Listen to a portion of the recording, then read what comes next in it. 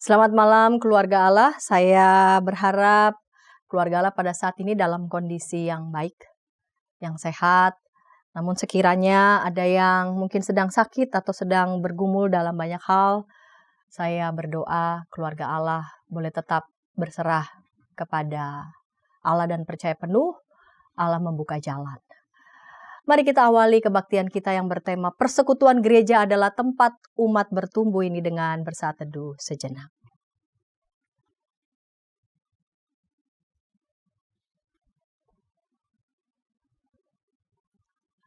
Dalam suasana Paskah kita diliputi sukacita. Ia menang atas maut, kita dimenangkan melalui kematian dan kebangkitannya. Mari kita bernyanyi, kita memuji kebesarannya. Junjungan yang kupilih.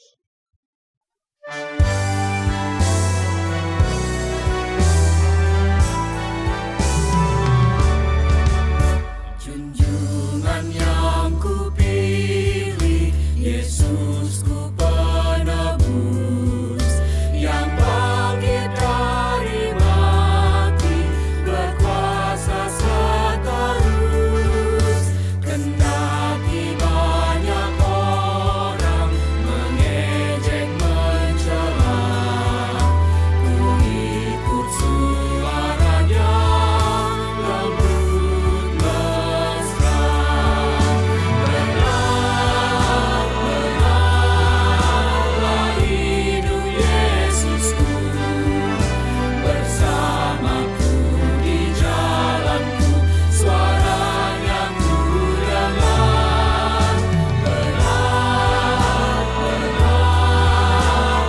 hidup Yesusku, di mana Dia ku dengar, di dalam hatiku.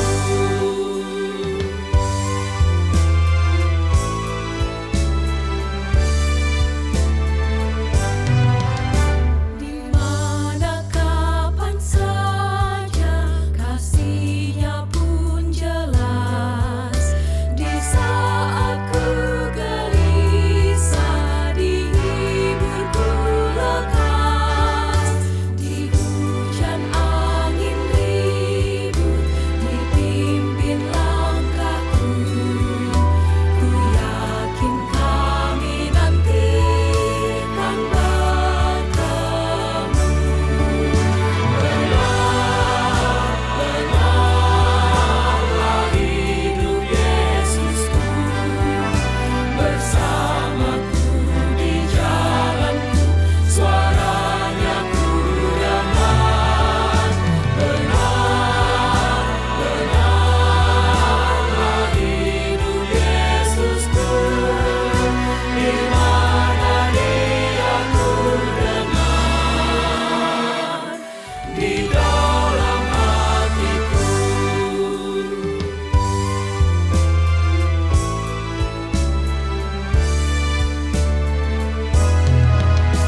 Menyanyilah umat-Nya, memuji Tuhanmu. Nyanyikan haleluya, agungkan Rajamu. Harapan bagi orang yang mau mencari-Nya, sebab Yesusmu hidup selamanya.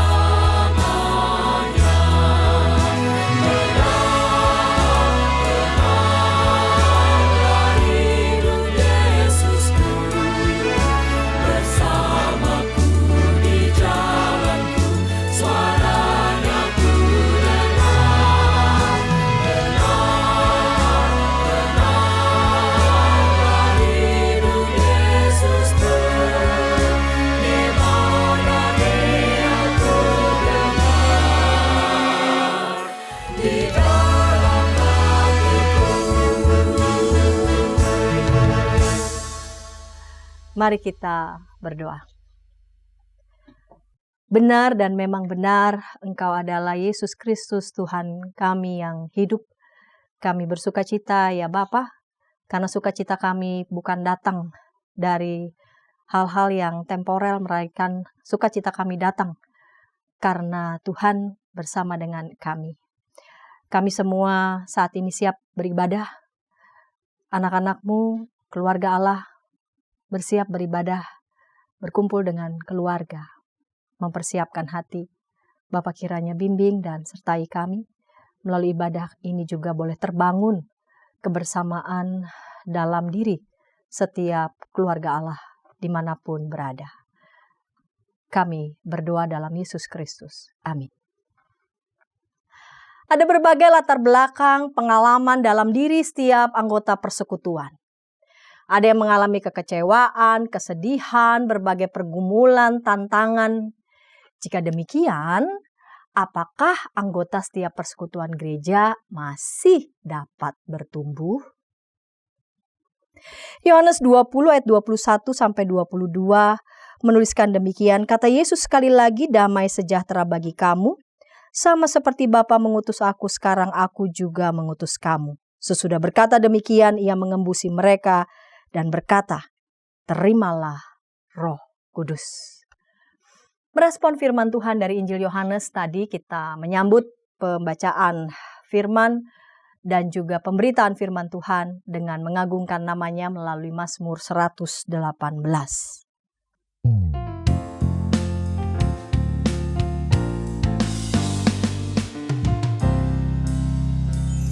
Bersyukurlah pada Tuhan karena Ia baik, bahwasannya untuk selamanya kasih setianya. Bersyukurlah pada Tuhan karena Ia baik, bahwasannya untuk selamanya kasih setianya. Bersyukurlah pada Tuhan karena Ia baik, bahwasannya untuk selamanya kasih setianya. Bersyukurlah pada Tuhan karena Ia baik, bahwasannya untuk selamanya kasih setianya. Tuhan itu kekuatanku dan mazmurku, Ia sungguh telah menjadi keselamatanku. Sorak-sorai kemenangan sudah menggema dari kemah orang benar. Tangan Tuhan melakukan keperkasaan, meninggikan orang-orang yang benar. Bersyukurlah pada Tuhan karena Ia baik, bahwasannya untuk selamanya kasih setianya. Bersyukurlah pada Tuhan karena Ia baik, bahwasannya untuk selamanya kasih setianya. Aku tidak akan mati, tapi hidup, dan ku akan menceritakan karya-karya-Mu. Tuhan telah menghajar aku dengan keras, tapi atas serahkanku pada maut. Bukakan ku pintu gerbang kebenaran-Mu, aku ingin masuk untuk bersyukur. Bersyukurlah pada Tuhan karena Ia baik, bahwasannya untuk selamanya kasih setianya. Bersyukurlah pada Tuhan karena Ia baik, bahwasannya untuk selamanya kasih setianya. Ini pintu gerbang Tuhan, puji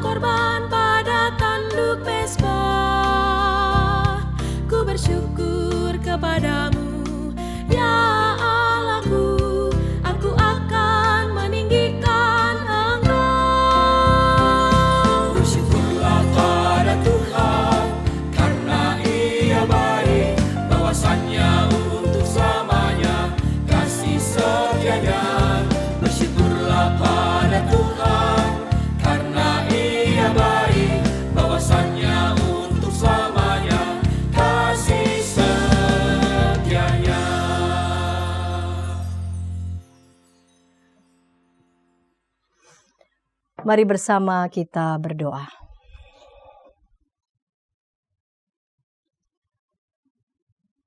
Bapa Surgawi, kami hendak membaca bagian dari Alkitab, hendak merenungkan kebenaran firman-Mu. Roh-Mu yang kudus kiranya tolong tuntun bimbing kami, sebab melalui pertolongan-Mu saja kami dibantu untuk mengerti dan belajar melakukannya dalam hidup kami. Berfirmanlah karena kami sedia mendengarkan. Di dalam Yesus Kristus Tuhan kami berdoa. Amin. Yohanes 20 ayat 19 sampai 31. Ketika hari sudah malam pada hari pertama minggu itu, dan murid-murid berada di suatu tempat dengan pintu-pintu terkunci karena mereka takut kepada para pemuka Yahudi, datanglah Yesus dan berdiri di tengah-tengah mereka dan berkata, "Damai sejahtera bagi kamu." Sesudah berkata demikian, ia memperlihatkan tangan dan lambungnya kepada mereka. Murid-murid itu bersukacita ketika mereka melihat Tuhan. Kata Yesus sekali lagi, "Damai sejahtera bagi kamu. Sama seperti Bapa mengutus aku, sekarang aku juga mengutus kamu." Sesudah berkata demikian, ia mengembusi mereka dan berkata, "Terimalah Roh Kudus. Jikalau kamu mengampuni dosa orang, dosanya diampuni. Dan jikalau kamu menyatakan dosa orang tetap ada, dosanya tetap ada." Thomas, salah seorang dari ke-12 murid itu yang disebut Didimus, tidak ada bersama mereka ketika Yesus datang. Jadi, kata murid-murid yang lain itu kepadanya, "Kami telah melihat Tuhan." Namun, Thomas berkata kepada mereka, "Sebelum aku melihat bekas paku pada tangannya, dan sebelum aku menaruh jariku ke dalam bekas paku itu, serta menaruh tanganku ke lambungnya, sekali-kali aku tidak akan percaya." 8 hari kemudian, murid-murid Yesus berada kembali dalam rumah itu dan Thomas bersama mereka. Sementara pintu-pintu terkunci, Yesus datang dan berdiri di tengah-tengah mereka dan berkata, "Damai sejahtera bagi kamu." Kemudian ia berkata kepada Thomas, "Taruhlah jarimu di sini dan lihatlah tanganku. Ulurkanlah tanganmu dan taruhlah ke lambungku. Jangan kau tidak percaya lagi, melainkan percayalah." Thomas menjawab dia, "Ya Tuhanku dan Allahku." Kata Yesus kepadanya, "Karena engkau telah melihat aku, engkau percaya. Berbahagialah mereka yang tidak melihat, namun percaya." Memang masih banyak tanda mujizat lain yang dibuat Yesus di depan mata murid-muridnya yang tidak tercatat dalam kitab ini. Tetapi hal-hal ini telah dicatat supaya kamu percaya bahwa Yesuslah Mesias Anak Allah, dan supaya karena percaya kamu memperoleh hidup dalam namanya. Orang-orang yang mengalami trauma terlebih atas peristiwa yang sangat menyakitkan seperti bencana, kekerasan, perang, pembunuhan, kerap kali bertanya, di mana Tuhan berada saat mereka mengalami itu semua. Peristiwa Yesus disalibkan begitu sontak membuat para murid tidak hanya terkejut pada peristiwa itu, melainkan peristiwa itu telah terekam dalam ingatan dan tubuh mereka. Mereka lari, bersembunyi, dan ketakutan. Para murid mengunci diri mereka di suatu tempat karena mereka takut kepada para pemuka Yahudi. Mereka tidak berdaya, tidak punya kekuatan, boro-boro kepercayaan diri juga untuk menunjukkan diri mereka. Yesus yang bangkit itu mengetahui apa yang dialami oleh mereka. Mereka mengalami PTSD. Dalam istilah trauma, saudara-saudara, ada post traumatic stress disorder. Kondisi gangguan kecemasan dan kondisi kesehatan mental yang dapat berkembang pada individu yang telah mengalami atau menyaksikan peristiwa yang traumatis. Karena beratnya tekanan yang dihadapi menjadi tidak mampu percaya bahwa Yesus juga bangkit mengalahkan kematian. Dalam situasi seperti itu Tuhan Yesus hadir, menembus pintu-pintu yang terkunci itu, berdiri di tengah-tengah mereka dan berkata, "Damai sejahtera bagi kamu." Setelah itu ia menunjukkan bukti kebangkitan dan memperlihatkan tangan dan lambungnya kepada mereka. Itu adalah bukti bahwa mereka ternyata telah melihat Tuhan. Itu bukti bahwa sungguh-sungguh ia telah mengalami penderitaan sampai dengan kematian sekaligus bangkit mengalahkan kematian. Mereka bersuka cita ketika melihat Tuhan. Mereka memperoleh kembali kekuatan mereka. Sama seperti yang dinyatakan dalam Mazmur 118 ayat 14. Tuhan itu kekuatanku dan mazmurku. Ia telah menjadi keselamatanku, yang tadi baru kita nyanyikan itu. Pemazmur bersaksi bahwa ia sanggup membalikkan keadaan orang-orang yang mengalami tekanan berat menjadi memperoleh kekuatan, bahkan menjadi berkat. Mereka yang semula berkumpul karena ketakutan, kemudian menjadi umat yang dipersatukan, menjadi umat yang bersekutu, yang diberdayakan, dan mereka diajak untuk terus bertumbuh. Yesus berkata kepada mereka pada ayat 21, "Damai sejahtera bagi kamu sama seperti Bapa mengutus aku, sekarang aku juga mengutus kamu." Yang mengembusi mereka dan berkata, "Terimalah Roh Kudus." Terimalah Roh Kudus. Mereka diperlengkapi dengan kuasa Roh Kudus. Damai sejahtera berpadu dengan Roh Kudus yang memberi kuasa, menguatkan, mempersatukan sehingga mereka dapat bangkit. Injil Yohanes mencatat juga bahwa saat Tuhan Yesus menampakkan diri kepada murid-muridnya, ada salah satu murid yang saat itu tidak bersama dengan saudara-saudaranya, yaitu Thomas. Thomas, siapa Thomas? Thomas adalah salah satu dari 12 murid Yesus yang namanya tertulis dalam keempat kitab Injil, baik Matius, Markus, Lukas, Yohanes. Namun memang kisah tentang Thomas diceritakan khusus, ya, agak khusus itu oleh penulis kitab Injil Yohanes. Thomas yang disebut Didimus adalah sosok yang ditampilkan tuh demikian teliti, ya. Orang yang rigid, yang rigor, ya. Ingin memahami banyak hal, berusaha menyiapkan diri untuk mengikut Tuhan Yesus dengan segala konsekuensinya. Ketika murid lain berusaha mencegah Yesus pada waktu peristiwa hendak kembali ke Betania, karena khawatir dengan orang-orang yang baru saja melempari Yesus, Thomas justru berkata lain dengan teman-teman yang lain. Thomas justru mengatakan, "Mari kita pergi bersama dia agar kita juga mati bersama dia." Yohanes 11 ayat 16. Ketika Yesus menceritakan tentang kepergiannya ke rumah Bapa, Thomas lah yang bertanya, ingin tahu secara jelas tentang apa yang sedang disampaikan oleh Yesus. Kata Thomas kepadanya, "Tuhan, kami tidak tahu kemana Engkau pergi. Jadi bagaimana kami tahu jalan ke situ? Tahu aja belum? Tahu aja enggak? How to-nya, bagaimana ke situ? Bagaimana kami bisa tahu jalan ke situ?" Begitupun ketika menghadapi peristiwa bahwa Tuhannya mati di kayu salib, dia memilih untuk tidak bersama dalam komunitas, ya. Orang yang rigid, rigor, terus orang yang kalau sedang menghadapi sesuatu dia bingung, dia lebih baik sendiri dulu lah. Ya, untuk mencoba untuk mengolah, berpikir, ya. Ada macam kan karakter orang dalam situasi sakit, misalkan seneng sama orang datang atau seneng orang besuk. Ada orang yang saat sakit jangan terlalu banyak yang besuk. Dia mumet, bukan sombong, bukan. Saya termasuk satu tidak terlalu suka terlalu banyak. Ya, cukuplah di chat nanti dia akan baca. Ada orang yang memang saat dia lagi mumet gitu ya, bersama orang seneng. Tapi ada yang dia butuh waktu untuk sendiri. Thomas rasanya tipe yang nggak bersama dengan teman-temannya dalam komunitas, bukan sombong, bukan nyebelin, bukan, tapi rasanya dia butuh waktu untuk menginternalisasi apa sebenarnya yang sedang terjadi. Ia pergi. Ia mungkin juga larut dalam kesedihan yang mendalam, dukanya mendalam.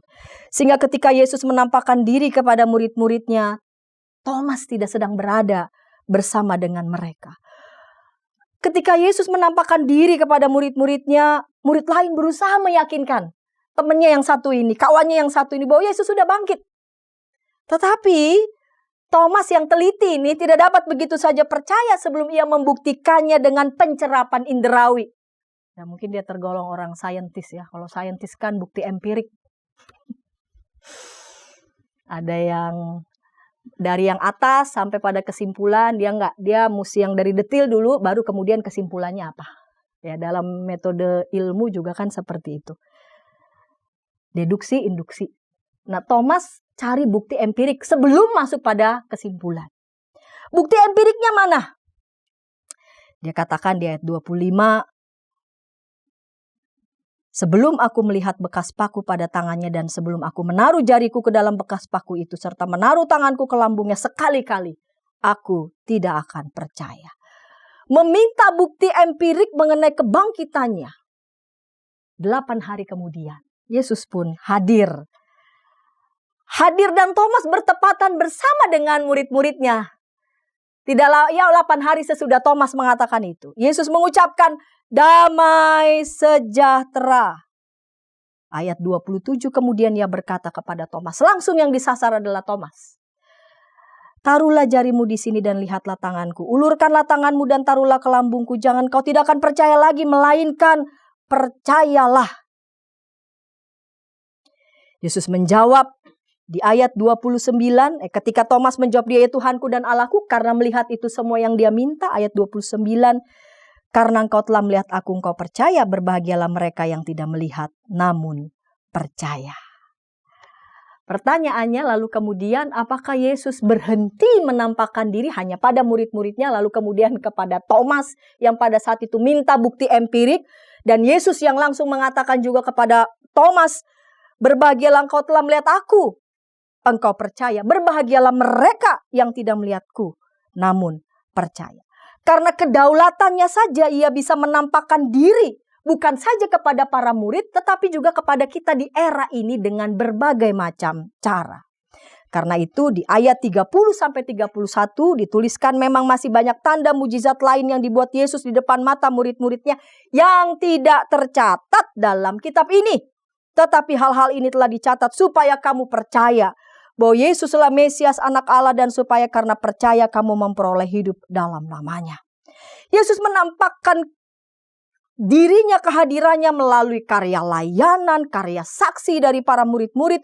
Dan Yesus menyatakan kehadirannya melalui berbagai karya yang melampaui akal pikiran kita.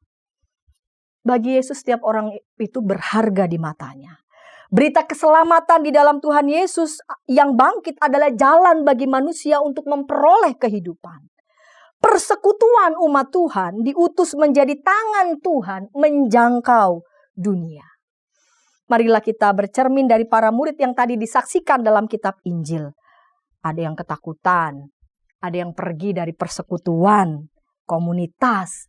Namun Tuhan hadir terus di tengah-tengah komunitas itu. Tuhan hadir kepada mereka, memberi daya, damai sejahtera, memperlengkapi dengan kuasa Roh Kudus agar mereka makin bertumbuh menjadi saksi.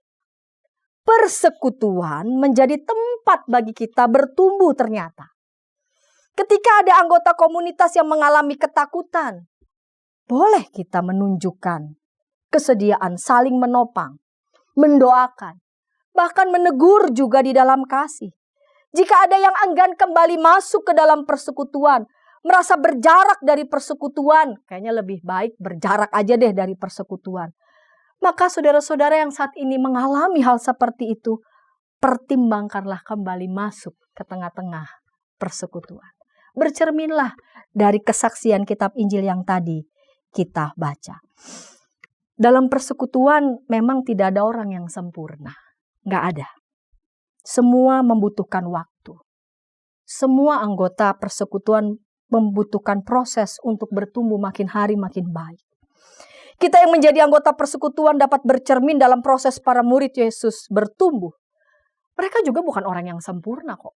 Ya, kitab Injil secara fair menunjukkan apa yang menjadi kerentanan dan kelemahan para murid.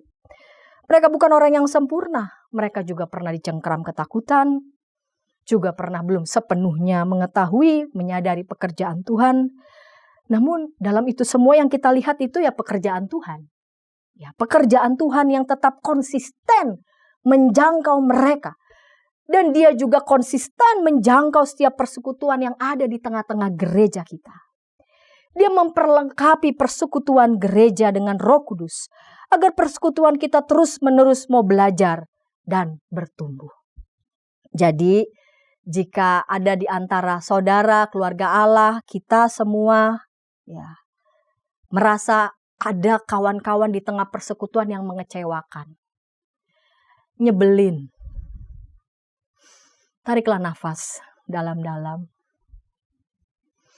Katakan dalam diri, ya kawanku tidak sempurna. Saya juga nggak sempurna kok. Sebab Allah belum selesai membentuk kawan saya, belum selesai juga membentuk saya. Ia masih terus membentuk kita. Amin. Bila ada di antara anggota keluarga Allah yang ingin didoakan, sila menghubungi kami di nomor 081281889191. Tim doa kami akan mendoakan saudara. Mari berdoa. Persekutuan di tengah-tengah umat Tuhan, di tengah-tengah komunitas gereja adalah tempat, media, sarana bagi kami untuk bertumbuh. Walau kami memang mengakui ya Bapa, komunitas persekutuan di tengah-tengah gereja memang bukanlah orang-orang yang sempurna. Kami datang dalam di berbagai macam latar belakang, persoalan-persoalan tertentu, pengalaman-pengalaman tertentu, lalu kemudian bertemu di tengah-tengah persekutuan, dan bisa saja terjadi berbagai macam dinamika, gesekan, ketidakpahaman, salah sangka, salah duga, dan sebagainya. Bisa saja membuat perjalanan persekutuan komunitas tidak selalu baik-baik saja. Namun kami belajar dalam kitab Injil yang tadi kami baca. Yang utama adalah pekerjaan Tuhan di tengah-tengah para murid. Tuhan secara konsisten hadir di tengah-tengah para murid, memberikan damai sejahtera, bahkan memperlengkapi para murid dengan kuasa Roh Kudus. Dan Tuhan yang sama itu juga tidak pernah berhenti berkarya bekerja, menjangkau kami. Hadir di tengah-tengah kami, persekutuan umat Tuhan yang Tuhan persatukan. Yang adalah gereja yang sudah Kristus tebus dengan darah yang mahal. Keluar dari kegelapan, masuk ke dalam terang Kristus. Dan diperlengkapi untuk mengerjakan tugas-tugas kebaikan. Tugas-tugas panggilan Allah. Allah belum selesai membentuk kami. Allah terus membentuk kami. Karena itu ya Allah, biarlah dalam kesadaran kerendahan hati, kami boleh saling menerima satu dengan yang lain, dapat berproses, makin hari persekutuan kami boleh makin bertumbuh. Bapa di surga, kami mau berdoa untuk setiap anak-anak-Mu yang berkarya di tengah-tengah gereja, dalam berbagai macam pelayanan, dalam berbagai macam bidang. Biarlah anak-anak-Mu diperlengkapi dengan kesadaran. Pertama adalah kerendahan hati, sehingga dengan demikian berbagai macam hal, kemampuan yang ada boleh dikolaborasi dengan sungguh-sungguh karena punya satu tujuan, agar kiranya nama Tuhan yang dipermuliakan melalui tugas gereja yang gereja mau lakukan. Bapa di surga, kami juga mau berdoa kepadamu untuk para pendeta, para penatua, umat Tuhan yang Tuhan persatukan di setiap persekutuan gereja. Tuhan berikan juga kesediaan hati, kerendahan hati, agar di tengah-tengahnya mereka boleh sungguh saling melayani, dan dalam kerendahan hati mereka juga boleh saling mengapresiasi dan juga saling memaafkan, saling mengampuni. Kami mau berdoa kepadamu ya Bapa, untuk komunitas YKB dimanapun berada, bahkan di daerah-daerah terpencil, Bapa kiranya juga lindungi dan berkati mereka. Mereka juga punya berbagai macam pergumulan dalam kehidupan rumah tangga, dalam kehidupan ekonomi. Berkat dari Tuhan boleh ada bersama dengan mereka, dan komunitas itu juga boleh menjadi komunitas yang terus berproses dan saling bertumbuh. Terima kasih Bapa, inilah doa kami, dalam Yesus Kristus kami berdoa. Amin. Keluarga Allah, setiap anggota persekutuan itu memiliki keterbatasan, kelemahan, tetapi Allah terus memproses kita, membentuk kita. Sehingga kita terus bertumbuh sebagai persekutuan yang Tuhan utus untuk menjangkau dunia. Kita sudah ditebus olehnya.